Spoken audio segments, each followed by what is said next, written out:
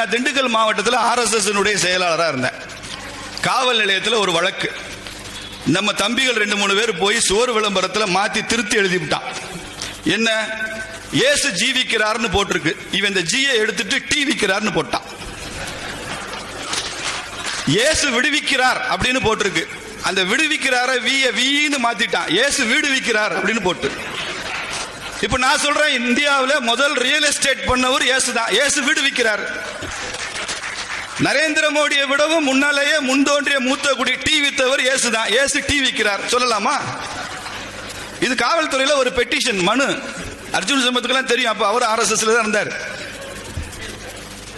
இப்ப இருக்கிறார். அப்புறம் நாங்க போய் சொல்லி எங்க தம்பிகளை கண்டிச்சு, இப்படிலாம் சொல்லக்கூடாது தம்பி, இதெல்லாம் சரியான அணுகுமுறைன்னு நம்ம கட்சி தம்பிகளை நாம கண்டிச்சோம். அது தவறு என்பதை சொல்லுகிறேன். இப்படி திருத்தி எழுத ஆரம்பிச்சா ஒன்னொன்னு என்ன ஆகும் யோசிச்சு பாருங்க. இது திட்டமிட்டு இந்த சமுதாயத்தில் நடந்து கொண்டிருக்கிறது. தனிநாயகம்னு ஒருத்தர் இருந்தாருங்க, இந்த பின்னணி சொல்றேன் நான் 2 நிமிடம். இலங்கையில் இருந்தார், இலங்கை தமிழர் தான் அவர். கொஞ்ச நாள் மலேசியா இந்த பக்கம்லாம் இருந்தார், கிழக்காசிய நாடுகள் இருந்தார். இந்த முதல் உலகத்தமிழ் மாநாடு நடத்தினதெல்லாம் தனிநாயகம் தான். அவர் தனிநாயகம் அடிகளார்னு சொல்லுவாங்க. அவர் கிறிஸ்தவர். இன்னைக்கு ஜெகத் கஸ்தபர் கிறிஸ்தவன் என்ற அடையாளத்தோடு ஏதோ பெரிய தமிழுக்குன்னே பிறந்து வளர்ந்தது மாதிரி கிறிஸ்டியன் அஜெண்டாவோட வேலை செய்யறாரு. அது மாதிரி அந்த காலத்தில் வேலை செஞ்சவர். அவரு இதற்கு முன்னுரிமை கொடுத்து அவருடைய முயற்சியில மால்கம் ஆதிசேஷையா அப்படின்னு சென்னை பல்கலைக்கழகத்தில் எல்லாம் ஒரு துணைவேந்தர் இருந்தார். இந்த மால்கம் ஆதிசேஷையா ஒரு தெலுங்கு பிராமணர். அவர் கல்யாணம் பண்ண மனைவியை விவாகரத்து பண்ணிட்டு ஒரு கிறிஸ்தவ பொண்ணை கல்யாணம் பண்ணணுன்றதுக்காகவே கிறிஸ்தவராக தன்னை மதமாற்றி கொண்டவர். அதுக்கப்புறம் கொஞ்ச நாள் ஒரு முஸ்லீம் பொண்ணையும் கல்யாணம் பண்ணாருன்னு சொல்றாங்க. அது உண்மையான்னு தெரியாது. உண்மையிலேயே செக்குலர் வைஸ் சான்சலர் அவர் தான். இந்து பொண்ணை கல்யாணம் பண்ணாரு, கிறிஸ்தவ பொண்ணை கல்யாணம் பண்ணாரு, முஸ்லீம் பொண்ணையும் கல்யாணம் பண்ணிட்டாரு அப்படின்னு சொல்றாங்க. கிண்டல் பண்றாங்க, வெரிஃபை பண்ணிக்கணும். அந்த மால்கம் ஆதிசேஷையா பச்சையப்பா கல்லூரியில் ஆரம்பிச்ச அந்த ஆராய்ச்சி தான் திருக்குறள் விவிலியம் ஒப்பாய்வு அப்படின்னு முதல்ல வர ஆரம்பிச்சார்.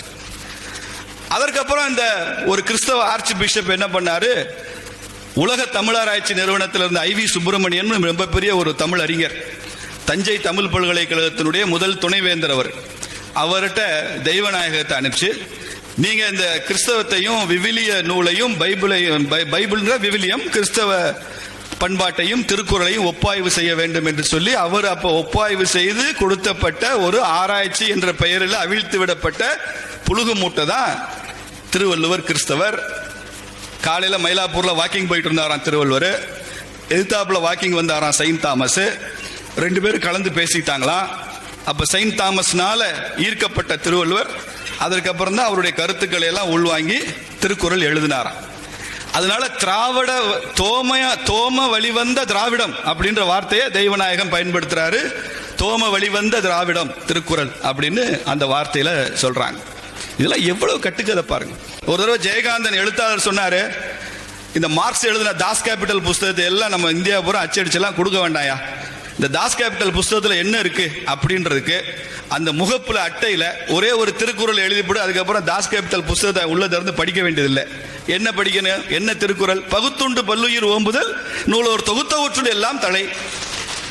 இந்த ஒரு திருக்குறளை அச்சடிச்சு கொடுத்துரு, தாஸ் கேபிட்டல வேண்டான்னு சொன்னாரு. உணவை பகிர்ந்து கொள்வது என்பது இந்துத்துவ பண்பாடு. அன்னம்பகு குர்வீதா அப்படின்னு சமஸ்கிருதத்தில் சொல்றாங்க. உணவை பகிர்ந்து கொள்ளணும். நீங்க பகவத்கீதையில மாத்திரம் தனியாக சாப்பிடுவது பாவம்னு 80 இடத்துல வருது. 80 இடத்துல வருது. நீ தனியா சாப்பிட்டேன்னா அது பாவம். எல்லாரோடையும் சேர்ந்து தான் சாப்பிடணும். காக்காய்க்காவது சோறு வச்சுட்டு தான் சாப்பிடணும், எறும்புக்காவது போட்டுட்டு தான் சாப்பிடணும், சொந்த பந்தங்களோட சேர்ந்து தான் சாப்பிடணும். உண்டிக்கழகு விருந்தோடு உண்ணல் தான் அப்படி சொல்லுது. எந்த கிறிஸ்தவ வேல்யூ அப்படி சொல்லப்பட்டிருக்கு? உணவை பகிர்ந்து சாப்பிடு என்கிற வேல்யூ உலகத்தில் எந்த நாட்டில் இருக்கு? அமெரிக்காவுக்கு போங்க சாப்பிடுன்னு சொல்லுவானா?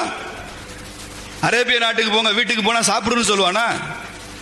சொல்ல மாட்டான். சாப்பிடுறேன்னு சொன்னா கோவிச்சுக்குவான். இந்தியாவில் மாத்திரம்தான் சாப்பிடாட்டி கோவிச்சுக்குவான். இதுதான் இந்துத்துவ பண்பாடு. உண்டு கெட்டது வயிறு, உண்ணாமல் கெட்டது உறவு அப்படின்னு சொல்லுவான். சாப்பிடாட்டி கோவிச்சுக்குவான். ஒண்ணுமில்லாதவனா கூட இருப்பான், ஆனா வீட்டில் போய் நீங்க சாப்பிட்டீங்கன்னா சந்தோஷப்படுவான். அப்படி பகுத்துண்டு பல்லுயிர் ஓம்புதல். உண்டாலம்மை உலகம் புறநானூர்ல சொல்றோம்ல, இந்திரர் அமிழ்தம் இயைவதாயினும் தமியர் உண்ணர். இந்திரனே அமிர்தம் கொடுத்து இதை சாப்பிட்டா நீ சாகவே மாட்டடா, உனக்கு நீடித்த வாழ்வு அமர வாழ்வு அப்படி சொன்னா கூட அந்த அமிர்தத்தை எடுத்துக்கிட்டு இப்படியே பார்ப்பானா, நான் மட்டுமா சாப்பிட்றது, யாராவது ஒருத்தரோட சேர்ந்து சாப்பிடுவோமே நினைப்பானா. இவனுக்கு பேச்சு துணைக்கு ஒரு ஆள் வேணும்ல, இவன் மட்டும் வாழ்ந்து என்ன பண்றது. இந்திரர் அமிர்தம் வாயினும் தமியர் உன்னர், இது இல்ல இந்துத்துவ பண்பாடு.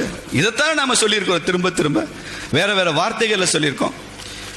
இதையெல்லாம் திட்டம் போட்டு அழிப்பதற்கு சிலர் முயற்சி செய்கிறார்கள். அதற்கு தமிழ்நாட்டில் சில அரசியல்வாதிகள் முயற்சிக்கிறாங்க. வழக்கமா தமிழ்நாட்டில் இருக்கிற அரசியல்வாதிகளுக்கு பிரியாணி பிடிக்கும்னு எனக்கு தெரியும், எங்க இருந்தெல்லாம் பிரியாணி வரும்னு. இப்பதான் கேக்கும் பிடிக்க ஆரம்பிச்சிருக்கு. இந்த பிரியாணி கேக்கும் படுத்துற பாடு இருக்க, விதவிதமான கேக் சாப்பிட்றாங்க, விதவிதமா பிரியாணி சாப்பிட்றாங்க. சாப்பிட்டு போங்க, சந்தோஷமா இருங்க. ஆனால் அதற்கு நீங்கள் காவு கொடுப்பது திருவள்ளுவராக இருக்கணும், திருக்குறளையா காவு கொடுக்கணும். இது தவறு. ஏன் இந்த பிரச்சனை வருதுன்னு சொன்னா, இந்து மதத்திற்கும் மற்ற மதங்களுக்கும் அடிப்படையில் வேறுபாடு உண்டு. இப்ப மேடையில் சுவாமிஜி இருக்கார். இவரது வாழ்க்கை யாருக்கு? ஒரு இந்துவை இந்துவாக வாழ வைப்பதற்காக சாமிஜி இருக்கார். ஒரு இந்துவை இந்துவின் பெருமை தெரிந்து கொள்வதற்காக சாமிஜி இருக்கிறார். ஆனால் இதுவே மற்ற மதங்கள் என்ன, அவங்களும் ஒரு இந்துவை அவங்க மதத்துக்கு கொண்டு போறதுக்கு தான் அவங்க அப்படி இருக்காங்க. ஒரு சர்வ மத உரையாடலை நான் கேட்டேன். எல்லா மதமும் இருந்தாங்க, குறிப்பா கிறிஸ்தவ பாதிரியார்கள் இருந்த அந்த உரையாடல்ல நான் கேட்டேன், எல்லா மொழிகளிலும் ஒவ்வொரு ஆண்டும் ஆயிரக்கணக்கான பகவத்கீதை புத்தகம் அச்சடிக்கப்படுகிறது இந்தியாவில். தமிழ்ல, தெலுங்குல, மலையாளத்துல, ஹிந்தியில ஆயிரக்கணக்கில் கீதை புத்தகம் அச்சடிக்கிறோம், இந்துக்களுக்காக அச்சடிக்கிறோம். ஒவ்வொரு ஆண்டும் எல்லா மொழிகளிலும் லட்சக்கணக்கில் பைபிள் புத்தகம் அச்சடிக்கிறோம், அதுவும் இந்துக்களுக்காக தான் அச்சடிக்கிறோம். இது என்னையா சமய சார்பற்ற தன்மை? இந்த நாட்டில் பைபிள் அச்சடிச்சாலும் இந்துக்களுக்கு தான், கீதை அச்சடிச்சாலும் இந்துக்களுக்கு தான். இப்படிப்பட்ட ஒரு சமய சார்பற்ற தன்மையை பாரதிய ஜனதா கட்சி ஒரு நாளும் ஏற்றுக்கொள்ளாது என்பதுதான் பாசிட்டிவ் செகுலரிசம். இதை சொன்னா வகுப்புவாதிங்கிறான். எல்லா மதத்தையும் சமமாக நடத்து என்று சொன்னால் பாரதிய ஜனதா கட்சி வகுப்புவாத கட்சி. ஒவ்வொரு மதத்திற்கும் சலுகை கொடு, உரிமை கொடு, சிறுபான்மைகளை தாஜா பண்ணு, அவன் காலை நக்கி குடின்னு சொன்னா அது செகுலரிசம். அப்படிப்பட்ட செகுலரிசம் வேண்டான்னு சொல்றோம். இந்தியாவுக்கு வேண்டாம். எல்லா மதங்களையும் மதிப்பவன் தான் இந்து, எல்லா தெய்வங்களையும் ஏற்று போற்றுபவன் தான் இந்து. I respect Bible but I will not accept Bible. I respect Islam but I will not accept Islam. உன் மதத்தை நீ வழிபடுவதை, உனது புனித நூலை, உனது கடவுளை நான் மதிக்கிறேன், ஏற்றுக்கொள்கிறேன். ஆனால் நான் இஸ்லாமா மாற வேண்டிய அவசியம் இல்லை, நான் கிறிஸ்தவனா மாற வேண்டிய அவசியம் இல்லை. அப்படி நீயும் ஏற்றுக்கொள்ள வேண்டும் என்று நான் விரும்புகிறேன். அப்படி சொல்லும் போது நீ என்னை வகுப்புவாதின்னு சொல்றேன். உன் புனித நூலை நீ எப்படி ஏற்றுக்கொள்கிறாயோ அப்படி எனது புனித நூலையும் நீ மதிக்கணும்னு சொல்லும் போது நீ வகுப்புவாதி, நீ இந்துத்துவவாதி, நீ பிரிவினைவாதி என்று பேசினால் ராமகோபாலன் சொல்வார், பச்சை குத்திட்டு வரேன்டா நான் வகுப்புவாதின்னு, நெத்தில பச்சை குத்திட்டு வரேன்னு சொல்வார். அப்படி நாங்கள் பச்சை குத்திட்டு வர தயார்.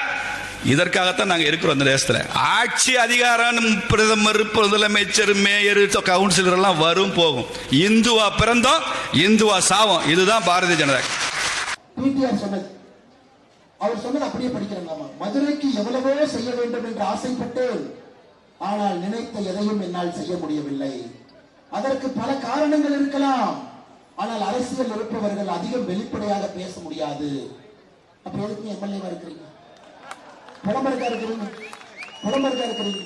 ஐயா, இவர் நல்ல நிதியமைச்சரா நல்லா தான் இருந்தாரு. நானும் ஒரு சின்ன தப்பு பண்ணிட்டேன். இவர் பேசின ஆடியோ ஒண்ணு லீக் பண்ணி விட்டுட்டேன். அந்த ஆடியோல இவர் பாட்டுக்கு 30 நிமிஷம் பேசிட்டே இருக்காரு. ஐயா, நான் பாதி தான் பண்ணேன், 10 நிமிஷம் மட்டும் தான் நான் போட்டேன், 20 நிமிஷம் கட்டுக்கு நான் போடல. அது போட்ட பெரிய அரசியல் பிரச்சனை ஆயிரும். அதுல ஒரு சொல்றாரு, என்ன அவனுக்கு எல்லாம் முட்டாள் பயிரு, திமுக பையனும் மருமகனும் 30,000 கோடி சம்பாதிச்சுட்டாங்க அப்படின்னு இவர் பாட்டு ஒரு ஃப்ரெண்டு கிட்ட பேசின ஆடியோ எடுத்து போட்டேன். உன்னை ஸ்டாலின் ஐயா, தம்பி உனக்கு நிதி அமைச்சர் இல்ல, உன்னை ஐடி அமைச்சர் அங்க அனுப்பிட்டாங்க. அதன் பிறகுதான் இந்த புலம்பலை ஆரம்பித்திருக்கின்றார். மதுரைக்கு எவ்வளவோ செய்ய வேண்டும் என்று ஆசைப்பட்டேன், ஆனால் நினைத்த எதையும் என்னால் செய்ய முடியலனா எதுக்கு அந்த கட்சியில இருக்கிறீங்கன்னு நான் கேட்கிறேன். உங்களால செய்ய முடியல, எதுக்கு திமுக இருக்கிறீங்க? மேயரோட கணவர் உங்க ஆளு ஊழல் பண்ணி மாட்டிக்கிட்டாரு, எதுக்கு கூட வச்சிருக்கிறீங்க?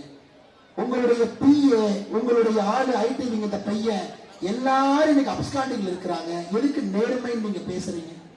நீங்களே அமெரிக்கால பஃபலோ யூனிவர்சிட்டியில கோல்ட்மேன் சாக்ஸ், மார்கன் ஸ்டான்லி எங்கெங்கயோ போய் அந்த கம்பெனியில திவால் பண்ணிட்டு நீங்க மதுரையும் திவால் பண்ணி விட்டீங்க.